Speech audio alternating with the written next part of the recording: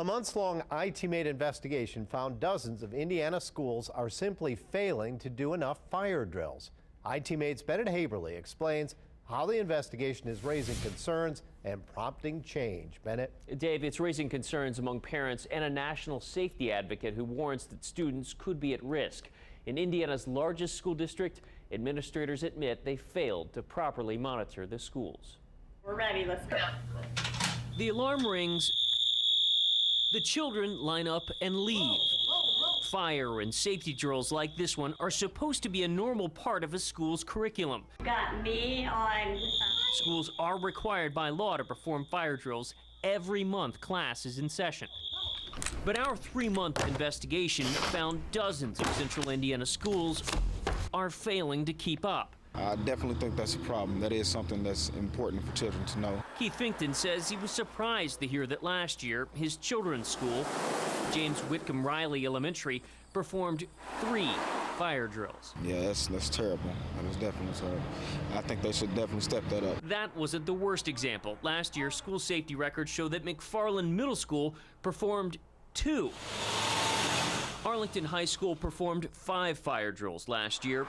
So did Seidner Academy, which failed to meet the nationally recommended standard of 10 fire drills 2 years in a row. Most parents we spoke to here seem pleased with the school, blaming the oversight on a changeover in administrators. I feel like it's important. If there's a certain set of standards, they probably need to stick to it across the district. And those schools weren't alone. We found dozens of others having problems. Through an open records request, IT-Mate spent weeks examining more than 2,000 pages of safety records for more than 200 central Indiana schools. What we found, in the state's largest district, more than half of Indianapolis public schools failed to perform the recommended number of fire drills. When you factor in the surrounding schools, it's roughly a third that fell short. Those drills are important. They help with memory muscle. In other words, you don't want to learn the protocol when you actually have a fire or an emergency. So those drills are there for very good reason. Robert Solomon is with the National Fire Protection Association.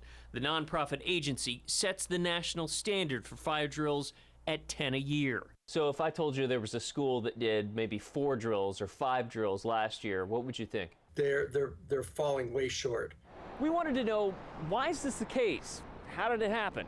So we came here to Indianapolis Public Schools looking for answers. More than half of IPS schools fail to perform the adequate number of drills.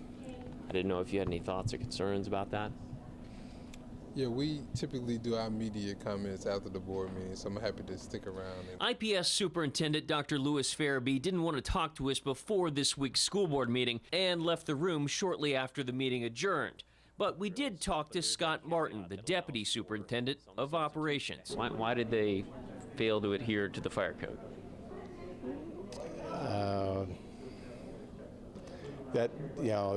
I would like to think that all of them did. Many times drills are completed and that paperwork just is not filed with our office. But our investigation found the district's own forms remind the schools that the drills need to be conducted once a month, and in bold letters it tells principals they need to keep copies of the records, turn them into the district, and include their school numbers. What I'm asking is, who's the person who's supposed to mind the store? Who's supposed to make sure the schools are doing all the drills? So it's a district responsibility to make sure that those drills are completed. So you guys weren't doing that? That's why we have put things in place to make sure that this does not happen again. While Indiana law requires monthly drills, it also allows schools to substitute out fire drills for other disaster drills. Martin says that could have been misinterpreted, but that doesn't explain why the district failed to monitor them. Why wasn't it done then? I can't answer that. I don't know. We follow up the best we can on them, and obviously we did not do the job that we needed to do to make sure that schools were compliant. It is possible that the schools could face sanctions or penalties, but the Department of Homeland Security tells me that's unlikely. Our investigation, however, has already prompted IPS to make changes. There was a meeting with district principals to discuss the issues. There will now be monthly checkups rather than random checkups with schools, and they have a set calendar to ensure that every Indianapolis school performs the drills each month.